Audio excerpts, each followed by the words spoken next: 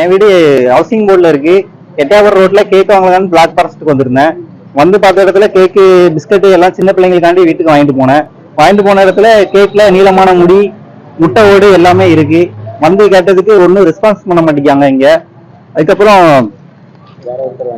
வேற ஒருத்தரையும் கேக் வாங்கி சண்டை போட்டு வேற கேக் மாத்திட்டு தான் போனாங்க. நானும் கேட்டதுக்கு நல்ல கேக் தான், ஒன்றும் பிரச்சனை இல்லை அப்படிதான் சொன்னாங்க. அப்படி சொல்லியும் நான் போய் அங்க அவ்வளவு முட்டை ஓடா இருக்கு. இதுக்கு என்னன்னு புட்டுலையும் புகார் பண்ணியிருக்கோம். அவங்க தான் எதுனாலும் பார்க்கணும். என் பேரு மோகலிங்கம்.